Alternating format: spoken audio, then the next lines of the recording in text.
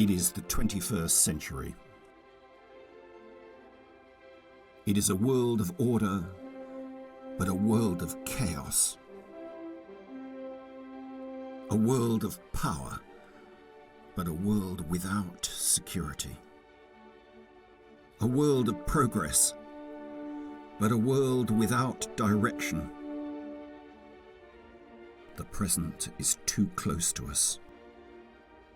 We cannot see where we are. Surrounded by the ordinary, we are unable to see how it is strange. Our encyclopedias tell us the size of the universe, the origin of life and the structure of the brain. We believe these stories to be true, but others have seen a different world, not merely of different values, but a different world altogether. Trapped in our way of seeing, it's not easy to uncover these other worlds. But on our journey to glimpse them, we may catch sight of our own.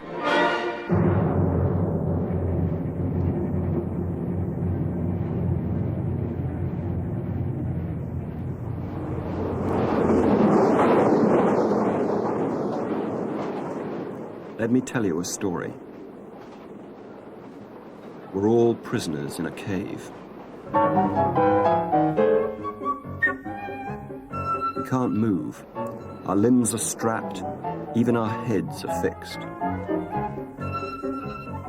There's light from a fire casting shadows on the wall in front of us. And sound is bouncing and echoing off the wall.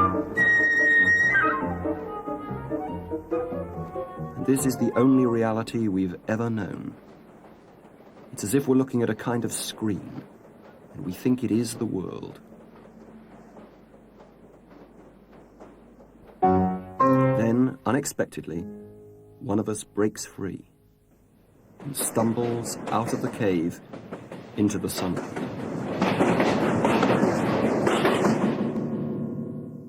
He's totally disorientated and dazzled by this experience. He doesn't know what he's seeing at all. It takes him a long time to learn to see things as they really are.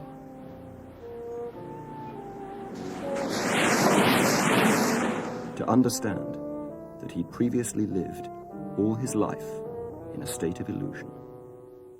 Now, that's a curious story.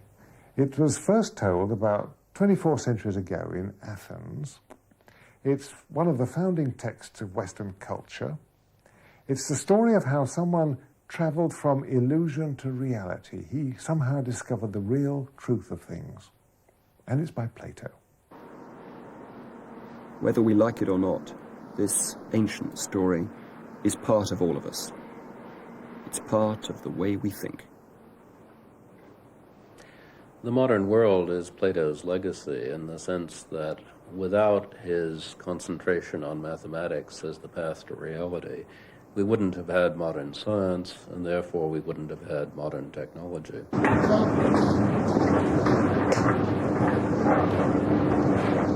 If it weren't for centuries of mathematicians playing around with invisible objects in the way in which Plato recommended, we would not have computers, we would not have the kinds of buildings and machines that computers have made possible. The past may be the key to the present, but it is elusive. We see it through our spectacles, we give it our meaning. As we look out from the present, we must move away from this world, on a journey into another.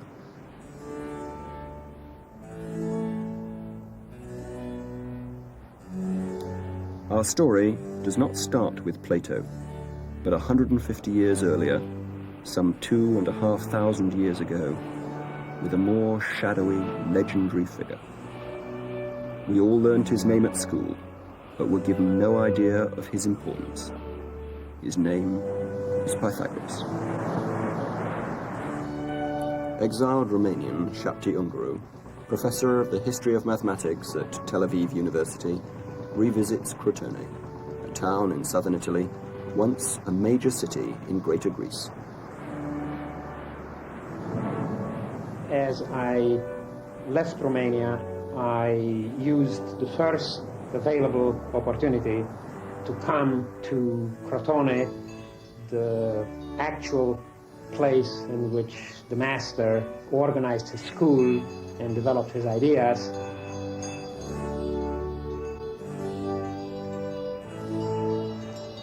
It was here that Pythagoras came up with one of the most incredible and absurd, and yet one of the most powerful and fruitful ideas, without which Western thought, the way we know it, is inconceivable.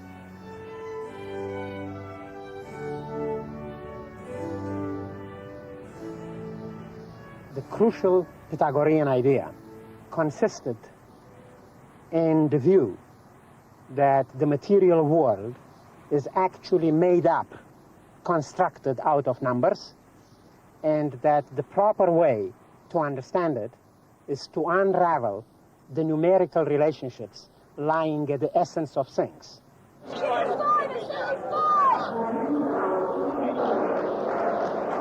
In an age of computers and checkout tills, accountants and commodity brokers, to say that all is number is a very different thing than it was for Pythagoras.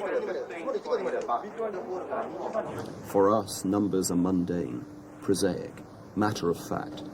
They're tools that help us deal with things, instruments that help us measure and count and manipulate the world around us.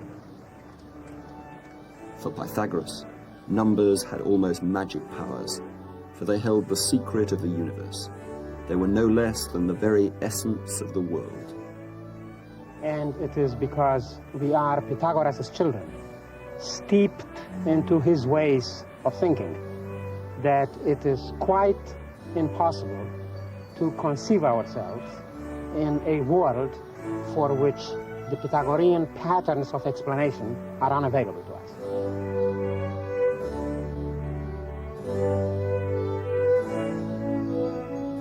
Pythagoras' claim that the world was based on numbers was unlike anything anyone had said before. There had, of course, been religious myths before the Greeks, but no one had tried to give an explanation, a theory of the world. Yet here was an account of the world that described it in terms of an abstract, theoretical notion.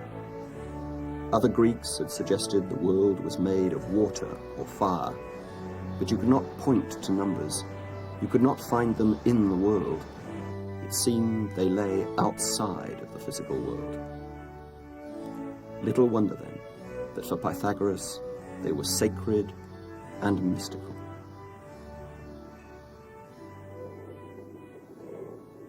Pythagoras was born on the Greek island of Samos, off the coast of Turkey, at the time of the tyrant Polycrates, and is said to have travelled to Egypt before settling in Italy, where he established his own community in Crotone, where, it is claimed, for a time he ruled the city. His world was, of course, very different from ours.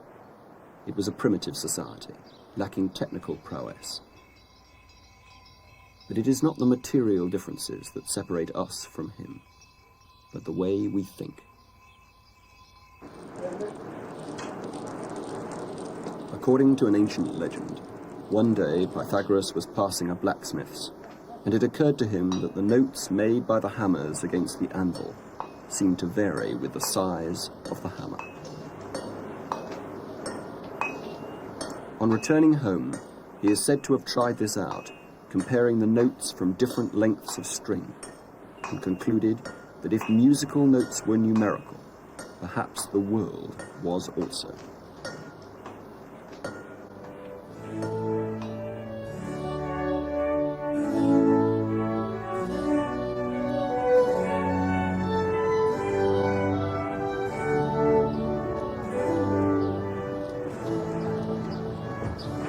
Jocelyn Godwin teaches music at Colgate University in New York State.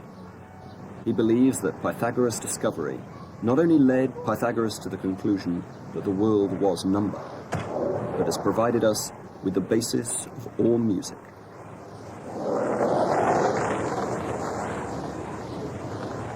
I imagine him discovering it like this. He takes a string, let's say a string 2 feet long, this string, and he asks himself, what is the simplest mathematical operation I can do with this string? Cut it in half. What does a string 1 foot long sound like? And if you listen to the relation of those two notes, you hear something very familiar. You hear an octave.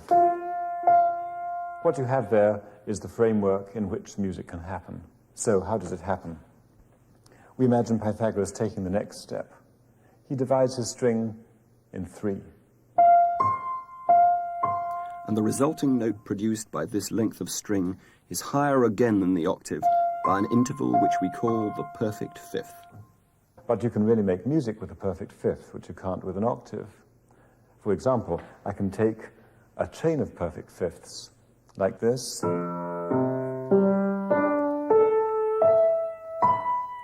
I take those 7 fifths and I pack them together within a single octave, and what do I get?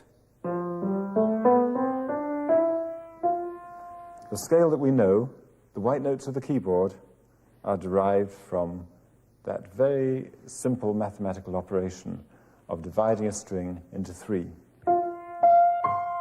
So Pythagoras found that out of the fifths are made the scale, the basis of all melody.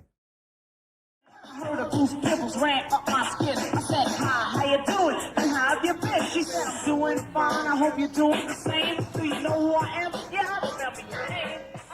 The music we play is Pythagorean because it's based on the scale as far as its melody is concerned. It's based on the chords that come from those simple numbers as far as its harmony is concerned.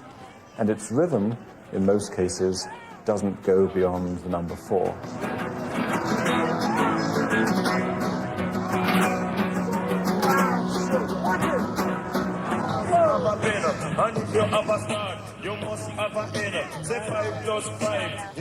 Pythagoras found this a remarkable discovery because it showed him that what the ear hears as most satisfying and most restful, those simple intervals, are also the simplest numbers of mathematics.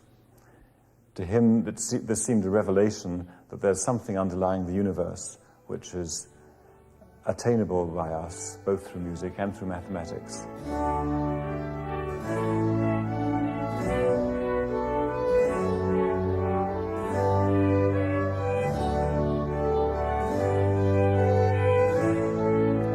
For Pythagoras, music is a metaphor for the way the world works.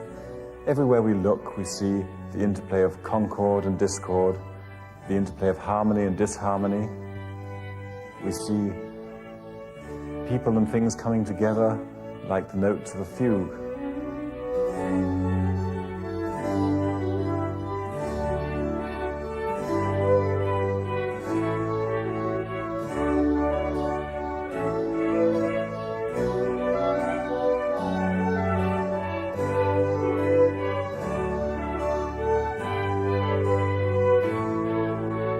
Two and a half thousand years after Pythagoras formed his own academy in Crotone, his name is still taught in the local school, as it is in schools throughout the world. But it's not Pythagoras' belief that the world is number, or his discovery that music is mathematical that is taught. Rather, his name is associated with geometry and a theorem about triangles. If mathematics is at the root of music, we can imagine Pythagoras wondering whether it was at the root of everything.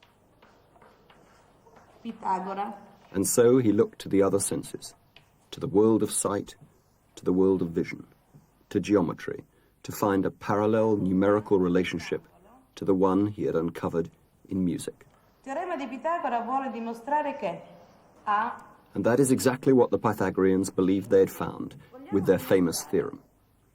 For as every schoolgirl and boy knows, the Pythagoras theorem states that the square of the longest side of a right-angled triangle is equal to the sum of the squares of the other two sides. It is nice and dandy to say that the world is made up of numbers. It is an entirely different matter to show what that means. To show what that means is to prove the underlying numerical relationships that are responsible for the phenomena. For us, proofs are something we learn at school. But for the Pythagoreans, they were a radical new discovery. Not only had they demonstrated that the world was based on number, but through proof, they believed they'd discovered the key to the hidden secret world that governed the universe. Proof was precisely the means that gave one access to the underlying reality, to the substance that made up the cosmos.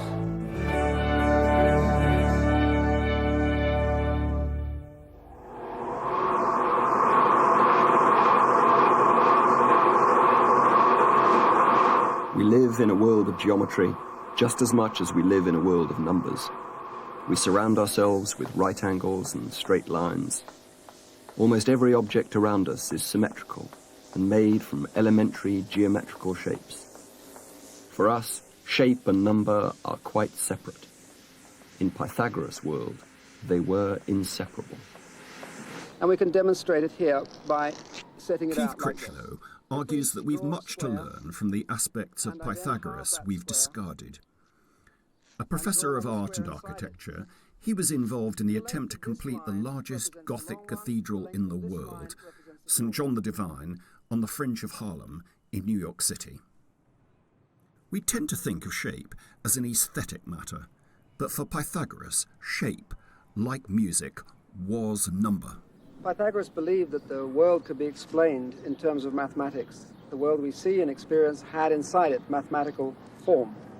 The way we believe he did this was to say that the number one could be treated as a point. A geometric point is the number one.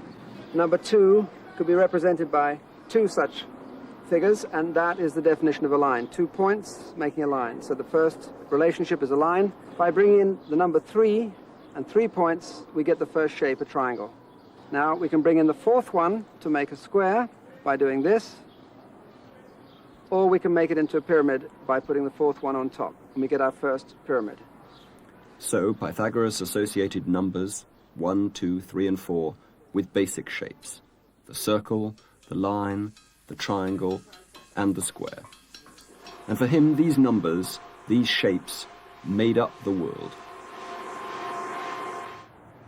The history of architecture could be seen to be the history of employing these basic shapes that Pythagoras proposed.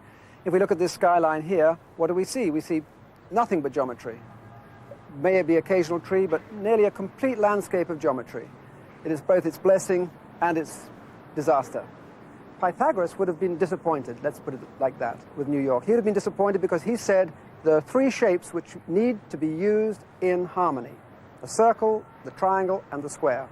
Now, if we look at this landscape, we see a complete lack of the circle and very, very little of the triangle. Pythagoras proposed that these had a psychological value. Now, the difference between New York we're looking at and the cathedral we're standing on is the cathedral embraces these shapes. It is fundamental to a cathedral, which is a building about the whole. That's what it sets out to be. It is and has to employ these shapes. And that's why a building like the cathedral is a vital necessity to New York.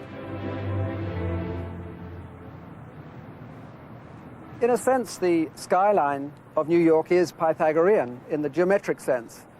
And there are examples within what is basically a right angle and an upright geometry, where we see things like the Empire State Building, which is immensely beautiful because there's a change in shape, and there's other buildings, 1 or 2 in the skyline, and they fulfill another very important role that Pythagoras suggested. It seems strange to us, maybe a little unlikely, but he said that these basic shapes must be kept in balance.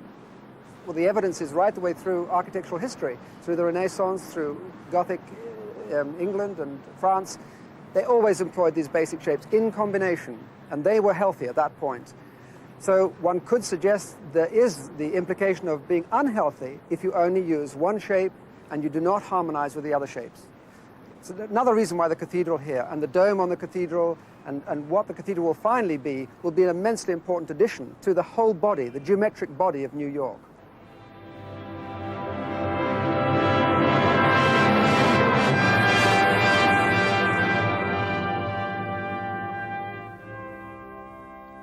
from our modern perspective, Pythagoras' view of numbers, if we can catch sight of it, strikes us as mystical and somewhat unlikely. But it is at the source not only of how our world looks, but how it works. For it is at the basis of our technology and our science.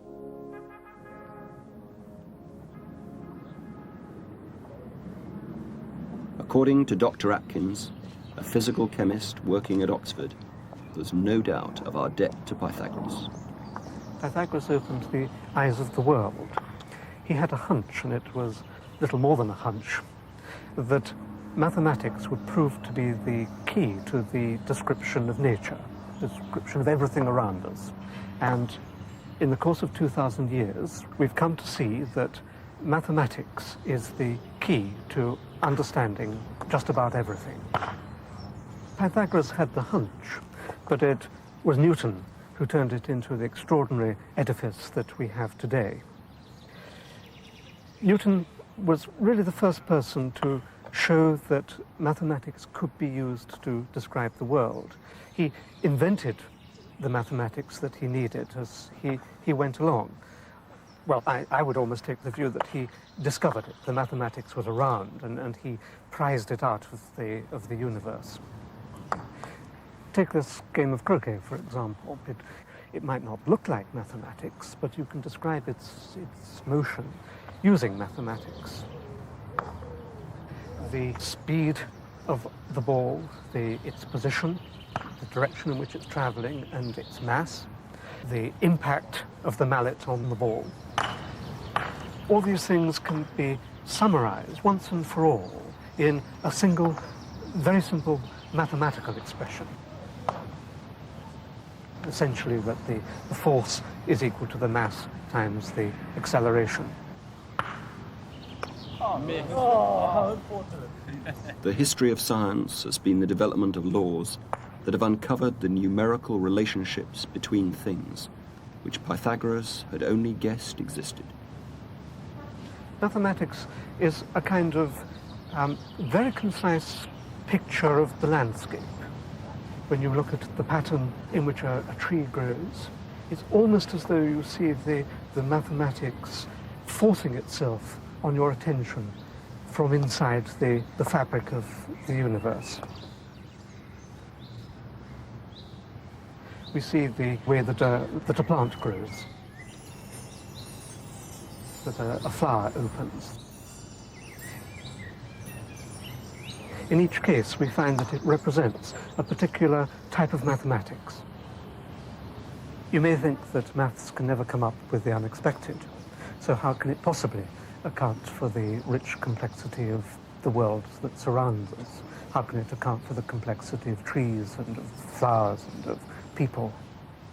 But mathematics is capable of generating unexpected things, as we can see in this pattern, in which each point represents a number, and the color, the speed with which the numbers multiplied by themselves approach infinity.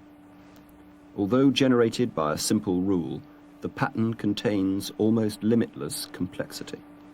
Keep in mind the general shape of these two big spheres with little lumps growing on them. And as I proceed, you will see this pattern appearing time and time again. What I'm going to do is to magnify the region inside that rectangle. You can see that we've still got the black and the blue regions, but that the structure on the line is becoming clearer. I'll do that again. I'll calculate the area within the rectangle, and you can see the complexity that's embedded in the complete diagram beginning to appear. Let me magnify this region, and we're getting the complexity unfolding in front of us. This is quite unlike an abstract painting. If you look at an abstract painting, what happens is that by the time you get to the magnification that shows the flakes of paint, you really lose all interest. But here, I can go on exposing the structure of this extraordinarily beautiful picture 1,000,000 times or endlessly. So although the complexity of nature does not look as if it could be generated by mathematical rules,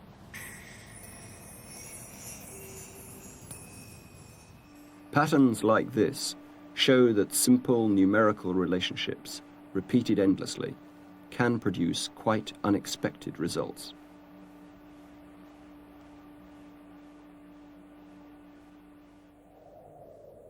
Pythagoras had a vision. He had the vision that mathematics was the right way of describing the world. Indeed, he thought it was probably the only way of describing the world. But he went beyond that, and he had an extraordinary view that maybe the world was only mathematics, that all the leaves and the trees and the animals, the planets, they were just mathematics, nothing more than mathematics. Everyone thinks of matter now as being composed of atoms, but the closer we look, the less there seems to be, that the atoms become almost replaced by mathematics as we peer into them.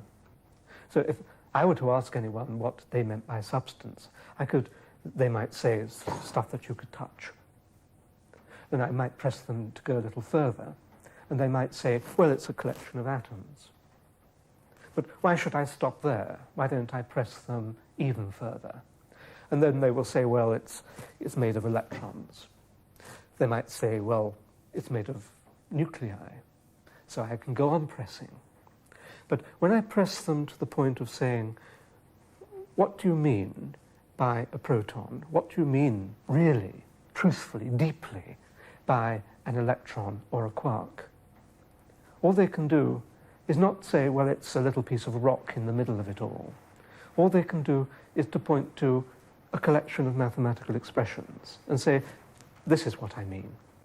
And the question that may seem weird, but I think is not absurd, is the question that Pythagoras himself raised 2,000 years ago, that as well as just being a description, is it perhaps the case that when we touch this object, we're really touching the mathematics?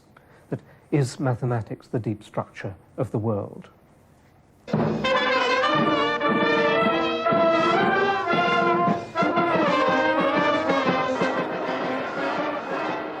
For Pythagoras, mathematics uncovered the divine order of the world, and today in Crotone, a Christian procession celebrates a similar belief in a divine order to the world. But it was Plato who extended Pythagoras' world of numbers to politics and religion.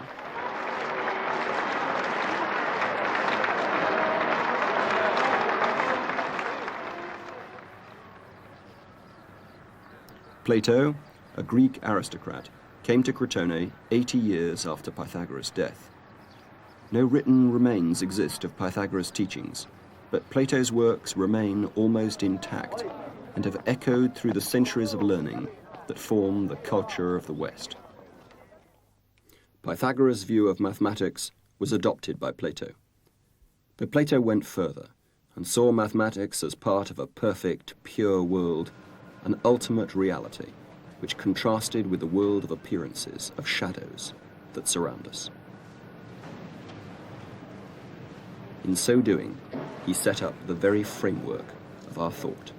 He gave us so much by erecting a set of distinctions and a vocabulary which facilitated both Christianity and modern science.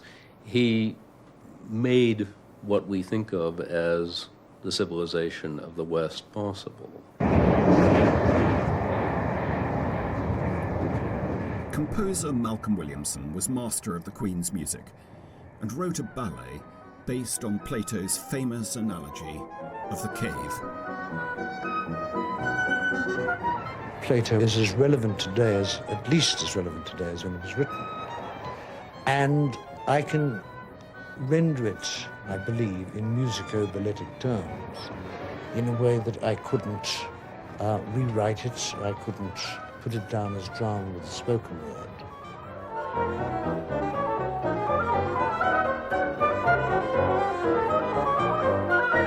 For Plato, we live in a cave of shadows.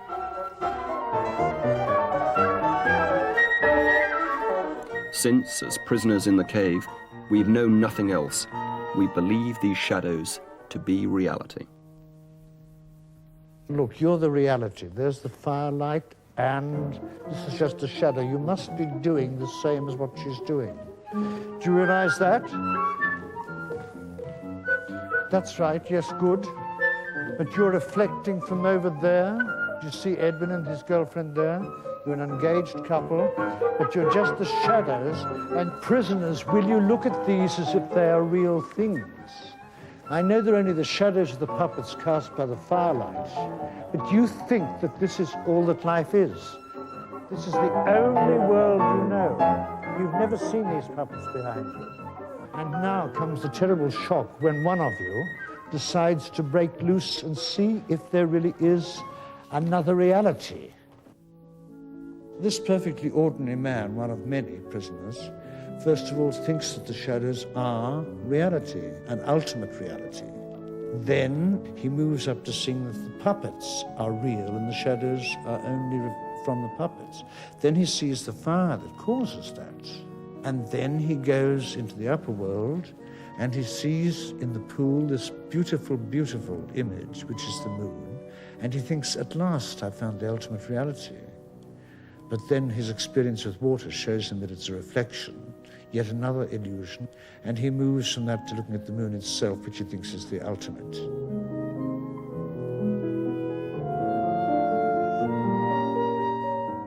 Plato seems to be saying that there is an ideal world, an ideal good, which is symbolized by the sun. We are living in this world of illusions where we think the illusory is real. Behind the unreal, the illusory, the shadow, there is something more real, and behind that there is something more real.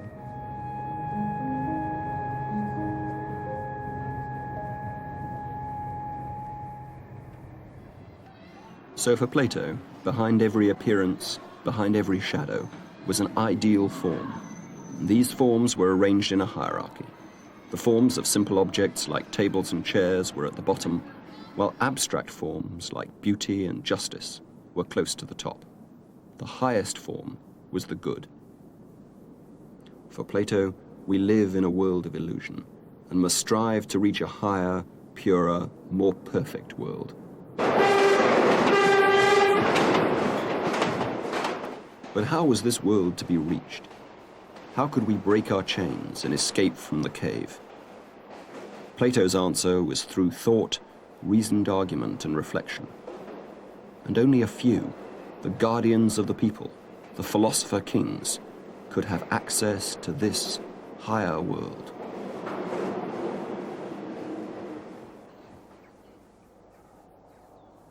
Plato's story about the world has not only greatly influenced Christianity, but it has provided us with the very way we think of religion.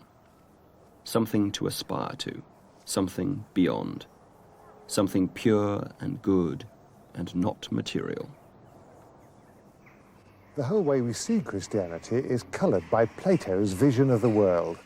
We take it for granted that religion's oriented towards God, life after death, an eternal world above about which you need to hold the right beliefs.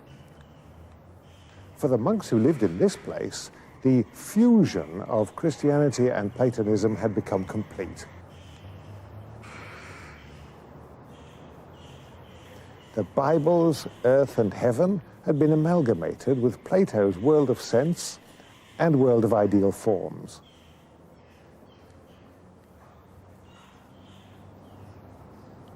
The Bible's flesh and spirit had become for the monks the distinction between the body and the soul. For Plato, the soul was part of the world of forms and the way we were able to have insight into the higher world.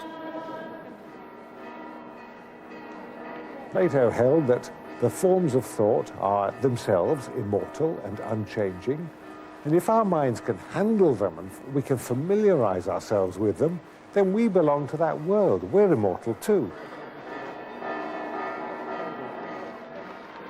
To a surprising extent, we still think of the soul in that way nowadays, as if it were a spiritual substance attached to our bodies. Like Plato, we still think of the soul as something that is part of us and yet is part of another world beyond. An immortal addition to our mortal selves. But it is not only the Church who have adopted Plato's vision of a true, perfect world that we can catch sight of behind or beyond this one. It is a vision that has dominated art, literature, and poetry. Just as the early Christians were attracted to Plato's world because they liked his doctrine of the soul, so the Romantic poets were attracted to Plato for rather similar reasons. William Wordsworth came here to Tintern Abbey because it seemed to him that Plato's teaching made art possible. Plato had shown him that nature is not just a dead machine, but is everywhere full of reminders of a world of ideal forms, a spiritual world beyond this world of sense. So Wordsworth came to this place where history and eternity and nature all meet and are one, in order to get his own soul into harmony with the place. And then once he'd found that harmony, he could write poetry.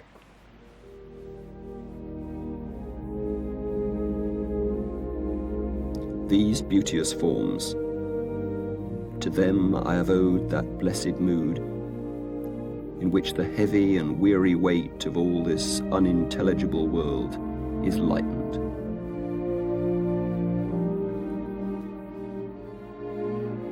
Until we are laid asleep in body and become a living soul. While with the power of harmony and the deep power of joy, we see into the life of things.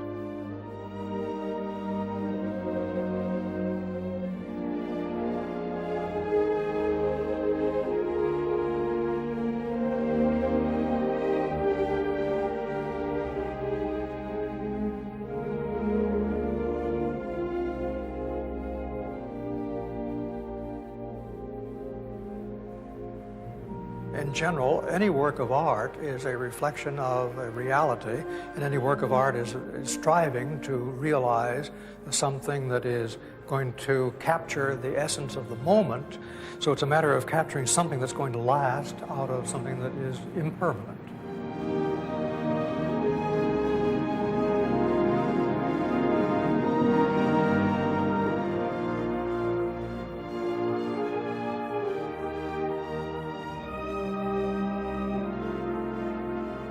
I think every century, every style, every period, every era has to come to terms in one way or another with the Platonic idea of the essence of things.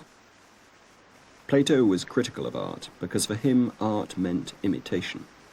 Today, art has a very different sense, incorporating the Platonic ideal. For art is now seen as something that captures the deeper meaning that lies beneath the surface. Right here on this wall, we have a Picasso, and he's trying in this particular picture, which is just entitled The Accordion, to get the essence of the geometry of the visual image. So he's capturing the geometrical contours, which are the essence of the accordion as he sees the object. Picasso's painting is influenced by the Platonic ideas because he's looking for the reality that underlies the fleeting essence of what we see and behold in our daily experience. I think that we all have to aspire to try to make some order out of our lives, some reasonable and find some abiding values amidst the constant change that we have about us. It's just a matter of getting away from the feeling that life is one damn thing after another to the place where we find that there are some things that are important and that we evolve and that we are hopefully moving in a direction where we can find some sanity amidst a chaotic world. But the fine ideal of a perfect world that we can try to glimpse through poetry, literature, and art, and that we can aspire to in our morality and behavior, harbours within it the seeds of danger and destruction. Plato's crucial idea is that there's a single, knowable, ultimate truth of things out there, quite independent of us, but waiting to be discovered by us.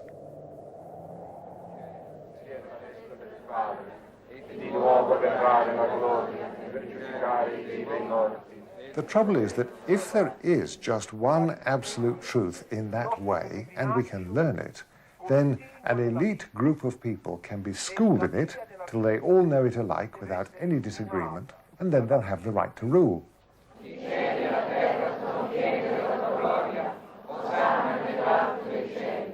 The elite who've got this knowledge are, for Plato, the philosopher kings. For the church, it's the hierarchy and the monks.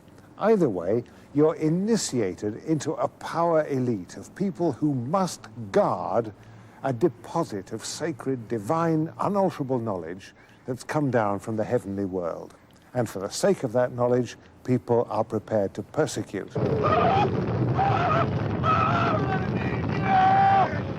Plato himself advocated the persecution of heretics, and the church practiced it.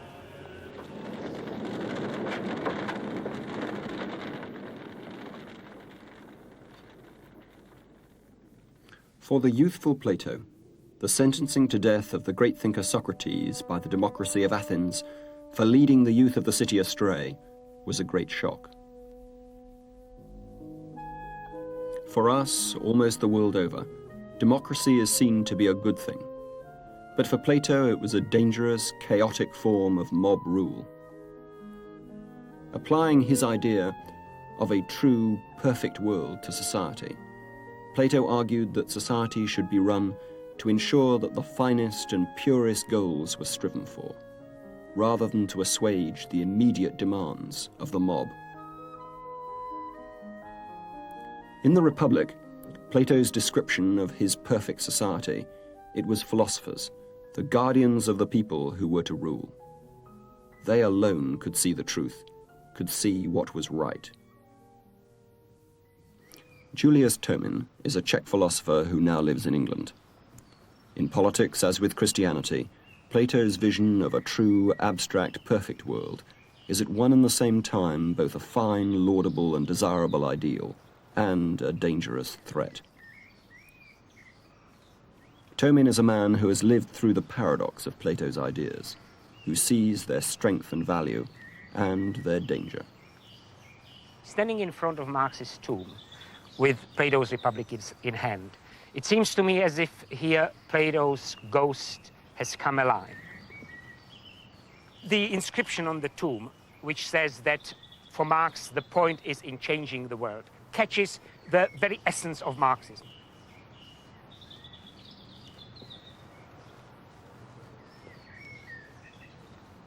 What does it mean?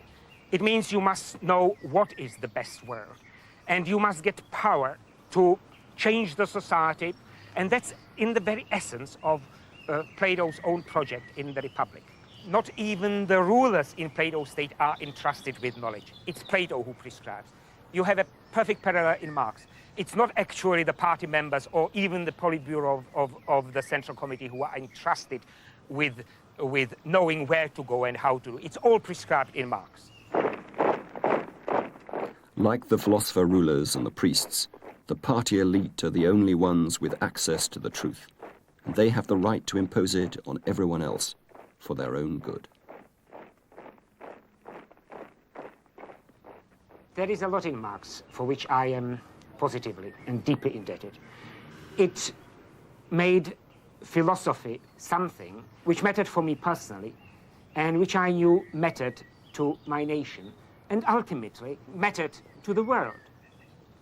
And it was in Czechoslovakia in the 1960s that Tomin was imprisoned, barred from university life, and sent to work in a power station. It was in this unlikely setting that he first studied Plato. It gets into your bones when you go day by day into a place which is damp, which is full of draft, which is full of noise, and you are doing all your studies there. But there were at the same time, there were glorious moments. There were glorious moments of awareness that it was me and there who had freedom to think, who had freedom to speak. Czechoslovakia, seen from within the factory, was like a grotesque parallel to the Republic, and vice versa. Many aspects which Plato devised as features of his ideal state, like watertight censorship, perfect reglementation of lives of every citizen, was something which Czechoslovakia realized in a rather shabby, everyday, mundane, highly imperfect way. I think that one can show in the Republic that what Plato really was after was power, and that the resulting totalitarianism of the Republic is the result of that aspiration. When Czechoslovakia was still a communist state, Tomin decided to set up a clandestine seminar to discuss Plato's work. Presenting Plato to students ready to risk imprisonment for the sake of doing philosophy was a great experience, which I wanted others to share. I invited philosophers from Oxford to join me, and they came. And each time they came, it was as if Oxford came right into the midst of Prague. And joining Prague and Oxford was an overpowering experience. And soon students from the official university started to join us, disregarding all dangers for their position there. And after several months, the authorities decided that they simply couldn't tolerate such a strong experience in the middle of Prague. And my seminar started to be invaded by police week by week and simply could not take place, and I had to disconnect them. By that time, Tomin had been invited to Oxford and Cambridge, and when he was forced to leave Czechoslovakia, he decided to come to Oxford. But just as the ideal of truth had led to Tomin's imprisonment in Czechoslovakia, so in Oxford the same paradox caught Tomin in its web.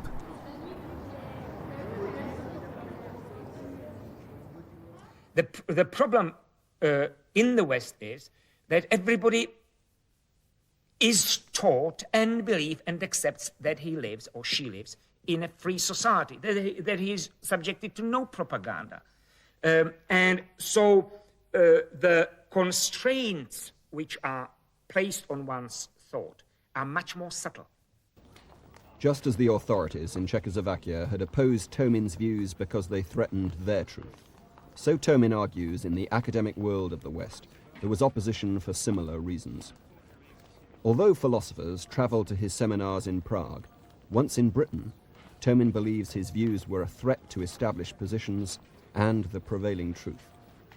Within a year, no university department would give him a job. The goal is to acquire a place which you can acquire only if you write papers and if you write books, and the more papers in all those papers and books, what is really important is referring to other people's papers and books. And in all this scholarly endeavor, the endeavor to understand Plato is completely lost. The academia here has the capacity, much greater capacity, to crush you if you stand in its way or if you stand against it. If you stand against the official academia here, it's an absolutely lonely fight.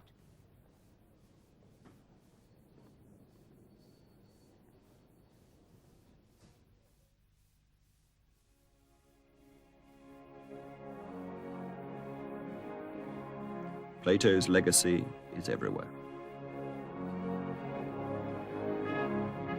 The way we structure our thought, the words and categories we use are his. But his legacy is a confusing one. Yes, Pythagoras and Plato have given us technology and science. They've given us the idea of a theory which might explain the workings of the world. They have given us the idea of knowledge and truth.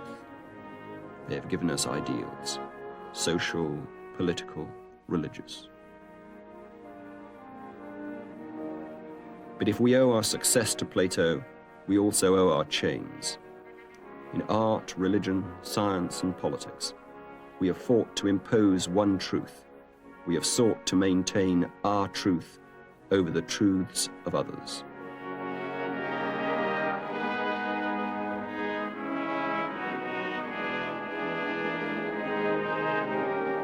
But maybe, after 2,500 years, the dominance of the Platonic world, the world of a single objective truth and an ultimate reality, is beginning to break down. Plato built a distinction between objective knowledge and subjective opinion into our way of thinking. I think we can probably get along without that distinction. We might get along without the idea that there is a true world out there to be discovered and corresponded to. On this conception of truth, unlike Plato's, there is no sense to the phrase, I have arrived at the truth of the matter. There is nothing to contrast with shadows. There is no such thing as the light, which someone might have seen. Nevertheless, Plato's influence on the way we think about mathematics and logic and science and so forth has been so great that we still don't know whether we'll be able to live without him. We don't know if a deeper alternative to his ways of thinking is even possible.